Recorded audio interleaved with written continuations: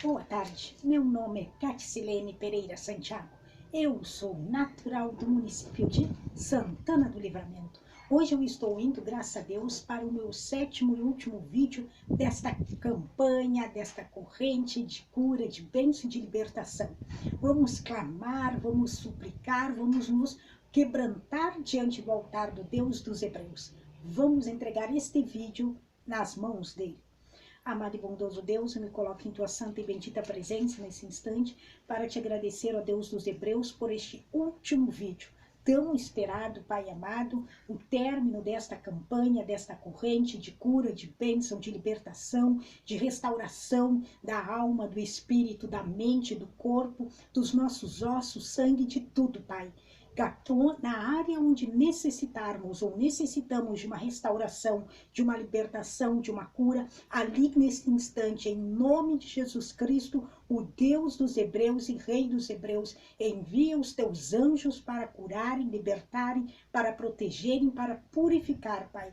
Todos os que assistirem este vídeo e através da sua fé e da sua crença pura, verdadeira e genuína, em ti estejam sendo curados, libertos e abençoados. Em nome de Jesus Cristo amado. Amém.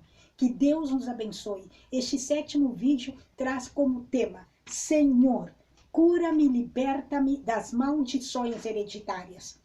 É um tema muito forte, muito polêmico no meio cristão, no meio do povo evangélico, porque tem muitas igrejas que seguem a linha também de teorias e doutrinas de quebrar as maldições hereditárias. E tem outras igrejas evangélicas, outras linhas teológicas que são contra as maldições hereditárias. O importante não é entrar nas teorias, que não é o meu foco, falar sobre teorias doutrinárias teológicas, mas é falar e ensinar aquilo que o Espírito Santo tem tocado no meu coração e tem me ensinado durante a minha caminhada cristã. Vamos começar revisando rapidamente os nossos 5 pilares. Devemos ter fé, devemos crer, devemos ter persistência e perseverança, paciência e aprender a pagar o preço. Esses 5 pilares sustentados com o 6º, que é a oração, nós como cristãos vencemos em qualquer área das nossas vidas, vencemos o mal e somos mais do que bem-aventurados.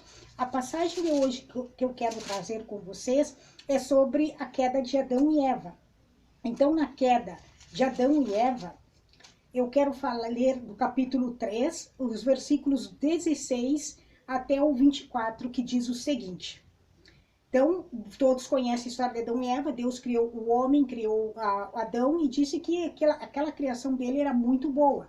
E ele percebeu que Adão sentia-se só. Então, ele disse para os seus outros irmãos, vamos dizer assim, os outros seres que compõem a trindade, a triunidade, que não era bom que o homem, Adão, estivesse só. Então, criou para Adão aquilo que ele sabia, que era a sua real e verdadeira necessidade. Que eu mencionei já falei em outros vídeos, que muitas vezes nós achamos que sabemos o que precisamos, mas na realidade não sabemos.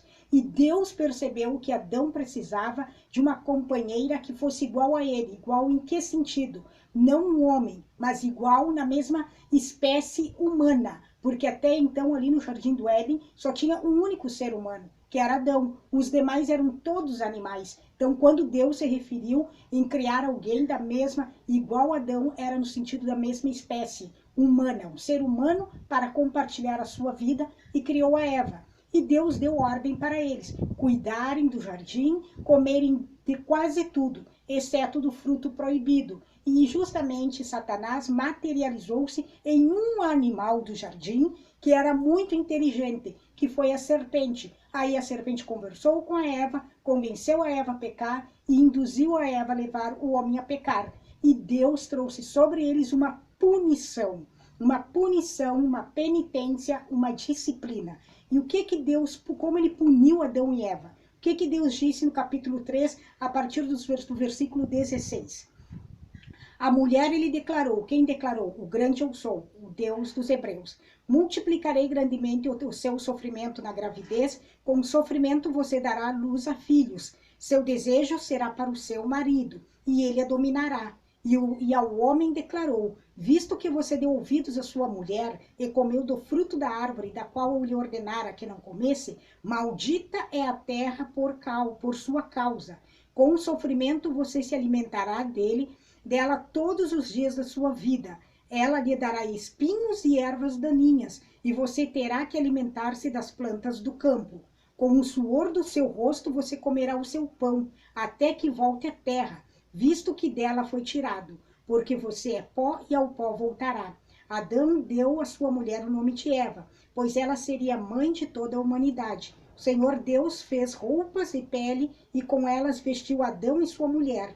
Então disse o Senhor Deus: agora o homem se tornou como um de nós, conhecendo o bem e o mal. Não se deve, pois, permitir que ele tome também do fruto da árvore da vida e o coma, e viva para sempre. Por isso o Senhor Deus o mandou embora do jardim do Éden para cultivar o solo do qual fora tirado. Depois de expulsar o homem, colocou a leste do jardim do Éden querubins e uma espada flamejante que se movia, guardando o caminho para a árvore da vida. Amém. Então, quando Adão e Eva pecaram, Deus trouxe o quê? Uma punição sobre eles, uma disciplina. E todo pai, toda mãe, quando o filho desobedece, quando o filho faz algo que não deveria ter feito, o que os pais dizem? Você será disciplinado, você será castigado, você entrará em penitência, que é uma expressão que as professoras muito utilizavam em sala de aula no período da educação tradicional. O aluno desobedeceu, terá que ir para o quarto da penitência. Então, é assim que acontece. Então, Deus nos ensina na sua palavra o quê?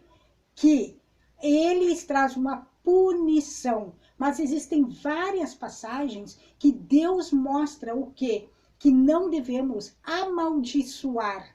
Porque essa expressão Deus usa muito. Não amaldiçoe o seu irmão. Da boca que abençoa não pode sair a maldição. A língua que está abençoando não pode trazer maldição. Então quer dizer o quê? Que a maldição existe. Deus mostrou a sua misericórdia para com Adão e Eva, que eles estavam errados, porque onde foi que ele usou a palavra maldita? E aqui quando ele falou, para Adão, então, e ao homem declarou: visto que você deu ouvidos à sua mulher e comeu do fruto da árvore da qual eu lhe ordenara que não comesse, maldita é a terra por sua causa. Então Deus iria trazer, seria uma maldição sobre a vida de Adão e Eva, porque eles desobedeceram. Mas ele foi tão misericordioso, porque ele é um Deus que é pai e que ama, que ele amaldiçoou quem? A terra. Ele amaldiçoou também quem? Quando ele falou com a serpente, que eu não li esse versículo, que era mais atrás ali, ele falou o quê? Então o Senhor declarou a serpente: uma vez que você fez isso, maldita é você entre todos os rebanhos domésticos e entre todos os animais selvagens. Sobre o seu ventre você rastejará, e pó comerá todos os dias da sua vida. E a primeira vez que eu analisei esse versículo 14, quando Deus amaldiçoou a serpente, fica subentendido que a serpente não rastejava. Como nós vemos hoje, ela tinha patas, ela caminhava. Então, o que eu analiso também? Que Deus foi misericordioso para com Eva. Deus não quis amaldiçoar a Eva. Então, ele preferiu amaldiçoar a serpente, porque a Eva que pecou. A serpente ele não ordenou nada. Quem é que pecou? Foi a Eva, mas ele amaldiçoou a serpente. Ele não quis lançar sobre a vida da sua filha uma maldição, porque ele tinha o quê? Abençoado ela. Ele não quis amaldiçoar Adão, porque ele fez o quê? Ele abençoou o seu filho. E mesmo ele tendo trazido a punição para os dois de disciplina, disse para Eva que ela daria com muitas dores à luz aos filhos e que o desejo dela, o desejo natural de todo ser humano, desejo biológico, sexual, seria para o seu marido. É o marido que estaria recebendo, que eu vou dizer essa expressão assim espiritualmente, o desejo dela, e ele estaria o quê? Dominando ela. Ela não seria a dona do próprio desejo, do próprio, perdão, do próprio corpo dela. Ela seria o quê? O corpo dela pertenceria ao marido. Então, é um outro tema muito importante que nós, mulheres cristãs, devemos aprender a pedir sabedoria para Deus, porque para não nos rebelarmos contra a vontade de Deus Pai.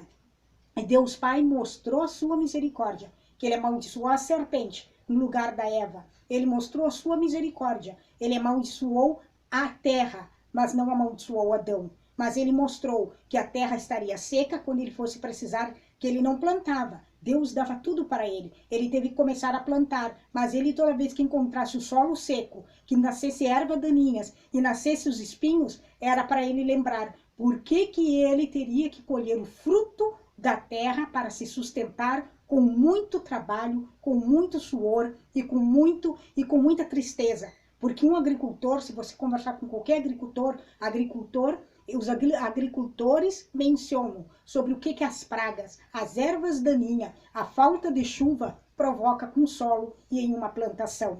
Então, Adão, toda vez que passava por isso, ele sabia o porquê. E Deus ainda fez mais. Deus ainda teve que expulsar Adão e Eva da casa deles, do jardim deles, que era do grande eu sou, que deixou com eles. Por quê? Porque eles já conheciam o mal. Eles conheciam só o bem. Quando eles passaram a conhecer o mal também, eles iriam querer ter a vida eterna. E o que Deus fez? Tirou eles do jardim, para que eles não comessem do fruto da vida eterna. E depois Deus ainda arrependeu-se, porque veio como Jesus Cristo. E um dos objetivos de Jesus Cristo, ao morrer na cruz do Calvário, era o quê? De religar o homem novamente ao grande eu sou, para que ele, quando morresse, retornasse para a casa do Pai, que é o reino dos céus. Então Deus mostrou a sua misericórdia, mas pelo fato de Deus ter amaldiçoado a serpente, amaldiçoou a terra, e em várias passagens ele ensinando que não devemos amaldiçoar os nossos irmãos, que a língua que abençoa não pode trazer maldições, é porque existe. E a maior prova porque ele ainda nos ensina no Novo Testamento, assim como ensinou o povo hebreu em todo o tempo, que o mal existe. E tem um versículo que diz que o mundo jaz no maligno. É o mal que comanda o mundo. Se Deus é o bem, Deus é tudo que é bom e é o bem, e Deus abençoa, quem são os que amaldiçoam? Os que fazem parte do mal. Então o mal, quando se manifesta, ele não vai abençoar ninguém. O mal vai fazer o quê? Amaldiçoar. Então toda vez que nós deixamos de ser instrumentos de Deus, instrumentos de bênçãos, e para abençoar a nossa vida e a vida das outras pessoas, nós estamos abrindo espaço para que o mal venha e nos use como instrumento para amaldiçoar as nossas vidas e a vida das pessoas. Você poderá dizer, eu nunca disse palavras ruins para as pessoas que eu amo. Mas você pode proferir palavras, em primeiro lugar, amaldiçoando você, amaldiçoando o seu nascimento, dizendo, maldito foi o dia que eu nasci, por que eu nasci, ou por que eu tenho que passar por essa situação, eu sou burra, eu sou burro, não faço nada direito, eu não presto, é como dizem, eu sou preguiçoso, preguiçosa, nada do que eu faço vai para frente. Isso é trazer maldições para a sua vida. E o tema de hoje, Senhor, cura-me, liberta-me das maldições hereditárias, é em cima disso, porque todo cristão sabe que quando ele se converte, se toda a sua família não se converte, as hostes espirituais contrárias do mal que estão no mundo, eles vão querer o quê? Vão querer humilhar e destruir aquele que foi para o bem. Porque o mal trabalha o tempo todo para levar muito mais pessoas para a perdição. Começa na terra, para levar para os vícios, para entre drogas, o álcool, para levar para a pornografia, levar para a prostituição, levar para tudo que é o que conduz também para o caminho do inferno. Todos que estão indo, que nós nascemos já predestinados a irmos para o inferno, tudo isso nos é oferecido em nossa caminhada terrena. E o que acontece? Tudo isso tenta nos puxar. E quando nós aceitamos a Jesus Cristo, nós dizemos não para tudo isso, o mal se enfurece. E quando uma pessoa se converte, e só ela é cristã no seu lar, o que acontece? Muitas vezes os familiares amaldiçoam. Dizem que a pessoa não vai prosperar, que a pessoa não vai ser feliz, que a pessoa não vai dar certo em nada, porque agora ela quer estar com Jesus, quer ir para a igreja. Ou muitas vezes o pior, quando nós nos dizemos cristãos e amaldiçoamos os nossos familiares, amaldiçoamos o marido e a esposa, amaldiçoamos os filhos, trazemos maldição. E essas maldições são espíritos que entram em nossas vidas, e que nos acompanham enquanto Jesus Cristo não nos libertar destas maldições. Que Jesus Cristo e o Deus dos Hebreus quebrem hoje no nome deles e no sangue deles, que foi derramado na cruz do Calvário, todos os espíritos que nos acompanham desde o nosso nascimento, que estão em nossos pais, com os nossos avós ou bisavós. Vamos quebrar hoje em nome de Jesus Cristo e que seja quebrado em nossas vidas essas maldições, para que o espírito de bênção do grande Eu Sou reine por toda a eternidade em nossas vidas e na vida dos nossos descendentes. Amém e amém e shalom.